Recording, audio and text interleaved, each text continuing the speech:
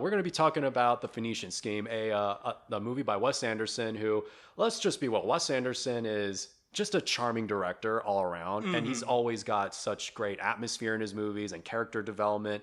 Now, I will be honest, as of recent, with the exception of this movie, I guess what I'm trying to get at is movies like The French Dispatch and Asteroid City, they haven't been really hitting the mark too well, for Right. me at least. He's continually bringing up himself as a director in a really cool way, especially in his visual style. I really think Asteroid City, he really experimented in some cool ways. Yeah, there is like I've heard people say like, "Oh, I couldn't stand Asteroid City. There wasn't anything good." I was like, "Oh, okay." I personally couldn't get behind the movie, like I said earlier, but I think there's plenty to look at and say, "Oh, that's pretty cool," and maybe you could learn something from that, if anything. Right. I think, though, for this one, the Phoenician Scheme, it goes back to Wes Anderson at his best, which is these great characters in this intriguing world Hmm. and filled with some top notch comedy that you're not expecting to laugh at. But when you hear it, you're like, that was so dry, sarcastic, and I love it. Just dry, dark Wes Anderson humor. Now, you were saying that this is potentially in your top five. Yeah, as I've thought about it, this might still be in my top five. I might need to give this movie a rewatch, but now that being said, that doesn't mean I don't like the movie. If anything, I want to see it again just to see how it resonates with me, because I had that experience almost with the Grand Budapest Hotel. Even though I loved that movie after the first screening, the second time I saw it, I just loved it even more. So I'm wondering if I would get that same kind of reaction from a second viewing of this movie. Yeah, this is a movie I do want to see again just to see every detail that was leading up to Yeah. what is an ending that I honestly wasn't expecting as soon as it starts, because I thought, oh, there's going to be a poetic kind of closing ending. Yes. Similar to what he would do with Royal Tenenbaums, but he doesn't, and I really admire that. I also admire because Asteroid City and French Dispatch were very experimental, which there's nothing wrong with experimentation, but every now and then the experimentation, it becomes very much a style over substance problem, which is, I felt that for the most part with the French Dispatch. But with this, there was experimentation, but it was varied to a degree that actually felt natural to this story. And let's break down the story. Maybe you can break it down best? Right. Yeah. So the Phoenician Scheme follows a man named Jaja, played by Benicio del Toro, Beautifully. who is a multi-billionaire, has done a lot of stuff to make people very angry at him, and he survives his fourth plane crash, which is another assassination attempt on his life. And as he's now planning to launch his greatest scheme ever, the Phoenician Scheme, he's also trying to reconnect his daughter, who wants to be a nun, but he wants her to take over the family business. Also because he's got 9 sons and they are nowhere near that age. that was a nice comedic little entry for that. But and if you're thinking, oh, I've seen this done before, like, okay, I've seen people get screwed up by the main character, like, say, maybe not the best example, like Jack Sparrow, how he'll screw people every now and then, but that's a different kind of level of humor. This is that trademark Wes Anderson dry, deadpan humor that works. And also because the dialogue is just so snappy and quick-witted, you want to pay attention a little more. Like, not because you want to miss the joke, but because you also want to see how everything's going to turn out.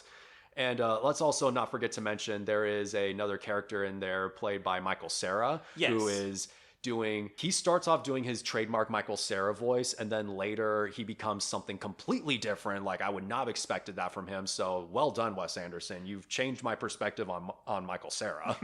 I think what's really great, as you earlier mentioned, the screenplay of this movie is very airtight. Yes.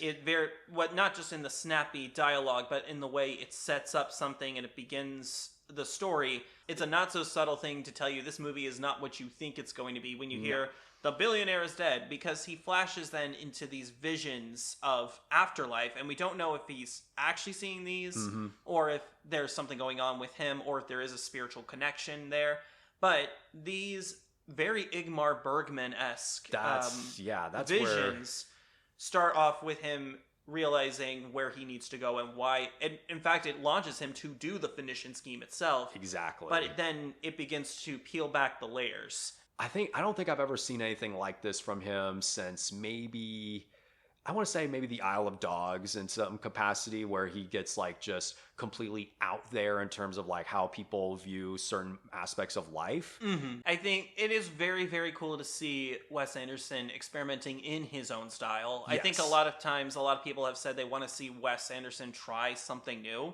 And this feels like he's trying something new. He's trying to do a very specific style in his style. Yes.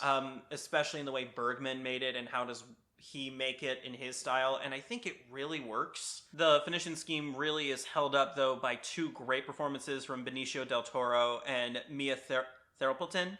I hope I'm pronouncing that right. Of course, Del Toro just beautifully embodies the character of Zsa Zsa Corda. He really makes you feel and care for this character when, in a time and age where, not to get political, there are certain people and billionaires who we have opinions of. Fill in the blank for that billionaire wherever you want. Yeah. And what I love about Del Toro in the role, and also to an extent what Wes Anderson does, they could have they remind you of them, but then they go deeper. They do. And you start realizing, oh, there's more to this. And it does make you think a bit more about the lives that some of these people live. And this movie honestly has a lot of hope for them beyond their superficiality. Exactly. And then Therapulton is phenomenal as his daughter. Liesl is a phenomenal character in of herself. I think what's great is that she does have a romantic subplot, but it's not the arc of her character. Nor is it like heavily focused on. It's just, she's much like, as I was explaining with the Wes Anderson style, she's got that deadpan Wes Anderson like delivery, which it still keeps it raw with the character though. And, and how she interacts with her father, it makes it all the more, not so much believable, but it grips you into their story a little bit more, because she is also coming off of, well, I don't know if she's a nun, she's a novice because she still has to read her rights, I believe. Right. But at the same time, she's questioning what can she do further in life. You can see that in the performance, as well as like when she's talking and having these certain interactions off of other people who we meet in the movie. But then the real character of this movie comes out in their interactions with characters played by Riz Ahmed, Tom Hanks, Bryan Cranston, Benedict Cumberbatch. Not to go into some spoilers or specifics with each of these characters, all of them are very fun and funny in their own way. They all bring something to the table. Oh, yes. And even when you think you figured out how the movie's going to go with its structure, and halfway through changes how it's structuring its film. And it is fabulous and wonderful in so many ways. I would say if you're not a Wes Anderson fan or you haven't really checked out his style, this might be the one to check out again because it's very, very good. For maybe some of our cinephile friends out there who maybe have checked out of Wes Anderson, this might be the time to check back in. So I think overall, I would highly recommend going to see this in theaters if you get a chance. But there's also no shame in waiting for streaming. It's got beautiful cinematography, though. If you are someone for eye candy and cinematography, definitely watch it for that alone. Right. This is a movie to see in theaters, and we think you enjoy it. Yes.